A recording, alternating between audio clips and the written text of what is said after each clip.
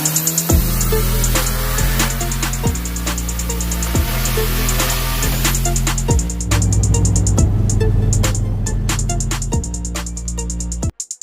morning, everybody. Today's a new day. Today is Friday, July something. I don't know what the day is. July 19th. So it's been about 2 weeks since I got my car tuned, and honestly, sadly, I have not had the time to touch anything on the car. I've drove it around the neighborhood a few times. So scary thing, scary story. So I drive the car, get it tuned in Orlando.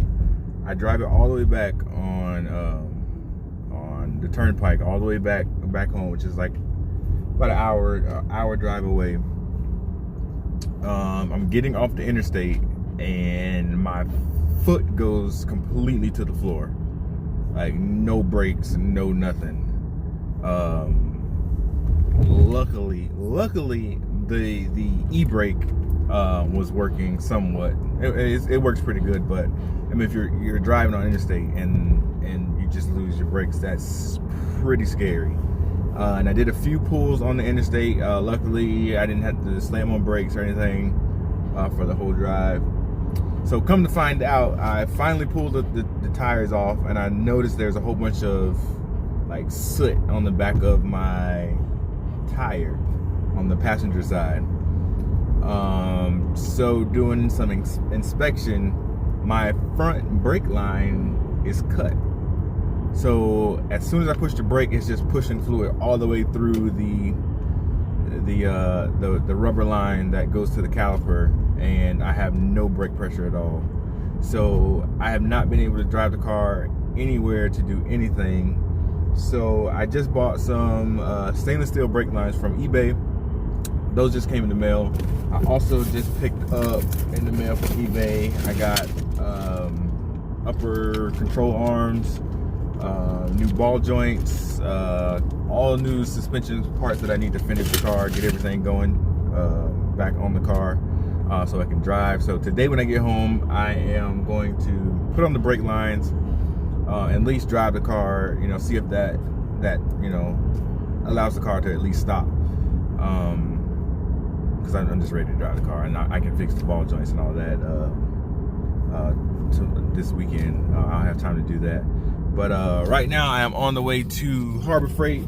I need to pick up, I forgot the wrench called, the wrench that you need to take off the brake lines. I need that wrench. I need some other, a few things here and there.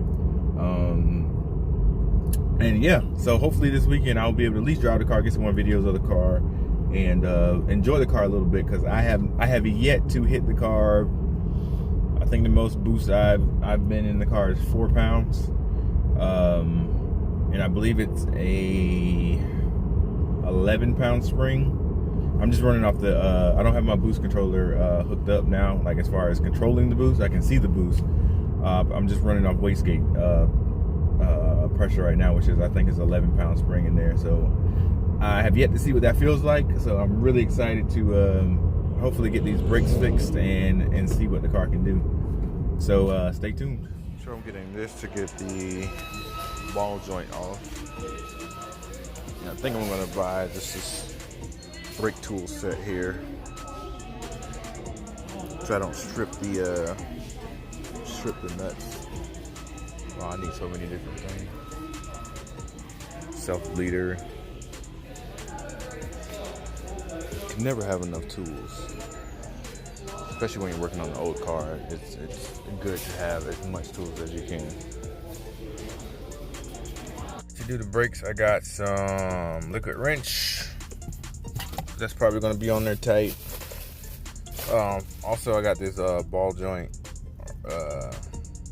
separator, because I know it's going to be a pain to beat those things out, so I figured I'd just get a tool to get that out. Got my flare nut wrenches to get the brake lines off, and that should be what I need to get started. All right, guys, I have the car jacked up now, jack stands, getting ready to put on stainless steel brake lines. So it's pretty simple. I got my, where'd it go? Oh, it's one of these. Got my flare nut wrench. Broke loose the bolt that's up here. Can't really see it.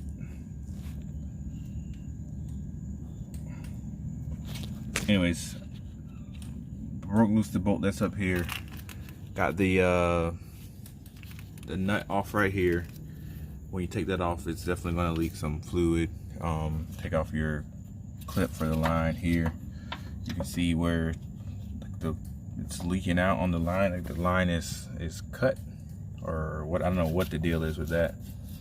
And then I just took some pliers, some vice grips here to pull out the little retainer clip, and that allows the let me take the bolt out here.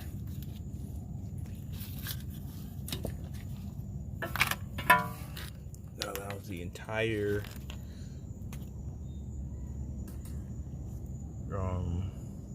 line to come out. You can see the difference. This is the stainless steel one. It's a lot thinner,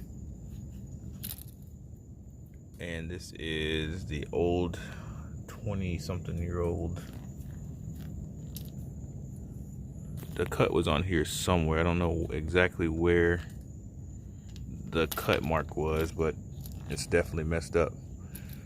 So it's pretty simple. Just gonna stick this back up in here, torque down the lines here, put the banjo side back on the car, on the caliper, and we should be good to go. All right, so I got this line replaced here. I got the brake.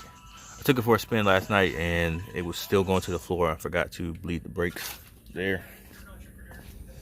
So on this side, I'm doing the same thing, same process. I'm taking it off here. I already got it loose here. It's dripping everywhere. And another problem I see with this whole thing is moving right here. Issue is I have aftermarket camber kits, and that right there is completely loose. You can see that. It's causing the whole control arm to move. I have new ones in the car, but I am not, I don't know if I'm going to do that this weekend or not. I really need to, just to knock it out. But with this Florida weather, I never know what's going to happen. Never know what the weather is going to do. All right, I got the stainless steel brake line on. Now I'm just going to bleed the brakes, and this is the first time I'm using this, and this is like the self bleed, one-man brake bleed thing, and it works like a freaking charm. I mean, super simple. Just loosen this, put the nipple inside the bleeder valve there, and it just pumps out the air. Keep it in there, close it up, and the brakes are bled. So the reason I'm just doing these lines now because I have not been able to drive a car at all with no brakes. So just went ahead and did the front. As you can see, if you look in there, my whole rack and pinion is like moving. I don't know if like there's some bolts that are missing, but if you look, you really can't see, but the whole thing is shifting down there, like the steering stem and everything. So I'm just waiting for the rack and pinion to come before I do the big brake setup, which is the rotor, change the rotors, new calipers. I already got the new control arms. Of course, the traction bar is already there, so that's good. When I have the rack and pinion, I'll get the new rods here. So basically, everything's gonna come out at the same time when I get the rack and pinion. But hopefully, just this will allow me to get on the car and be able to stop, because I need to hear this. I need to hear this that turbo open up real quick, because she's waiting to wake up real quick. But lots of work to do getting there. So we'll see how far we can get today. All right, so I got everything back on, got the wheel back on. This side is surprisingly tightened up pretty good. There's no play in this side of the wheel. But this side, this is a big problem still. I think it's just I just need to replace the hub and all that's messed up, because you can see that. Here, I'll show you this angle.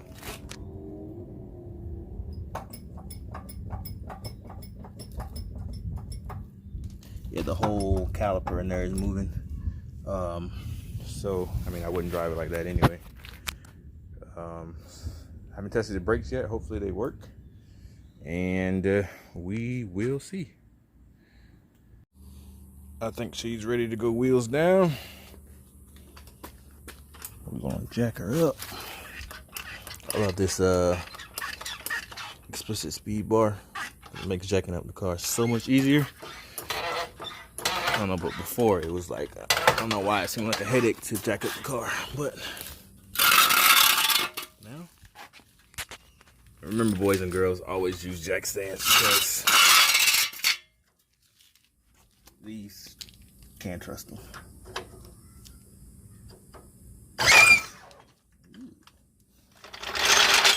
She's a screamer. Alrighty, let's get her crunk up. Oh, I gotta move the daily out of the way. I still need to give this thing some love. Since she's back, he's been getting neglected. It's dirty, filthy. Needs to wax it, because this sun is just baking it. But old girl is home, so she's just getting all the attention right now.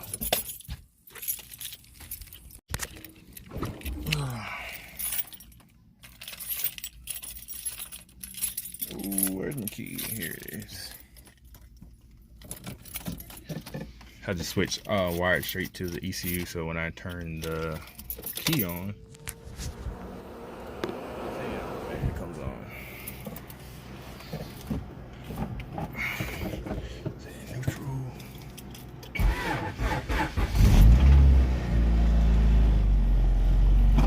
Yes.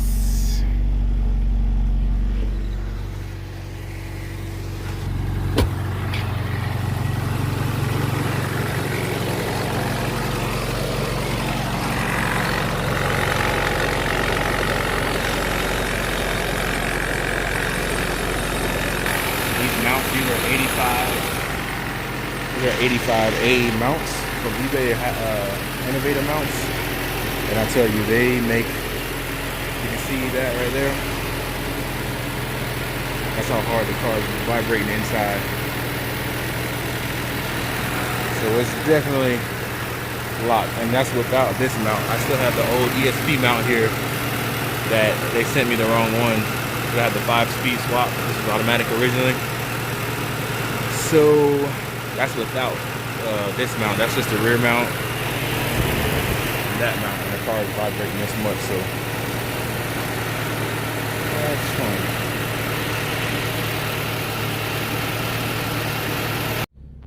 All right, moment of truth. I push the brakes. Oh, we get stoppage. Look at that. It stops good. Heck yeah. Makes me happy. We have brakes, people. We have brakes. Pushing on the brakes, and I am slowing down. I am stopping. Hope y'all know what time it is. It's time to it's time to rip a little bit.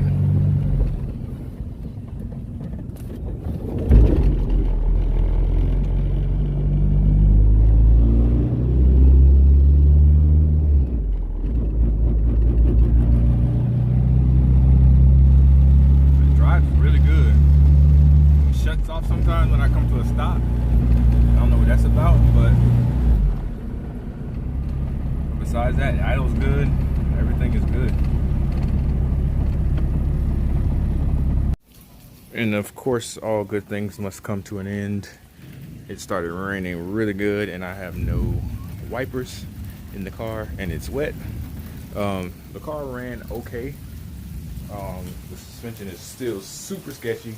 There's a lot that needs to be done still, motor-wise. Sounds like it could be knocking. I'm not really sure, because I drove a couple miles down the road and it kept shutting off, and then when I got back home it was kind of clack clack clack. I didn't even want to go there, so I haven't looked at it yet. But as far as the brakes go, the brakes are good. The stainless steel lines feel a lot better, a lot more pressure in the pedal.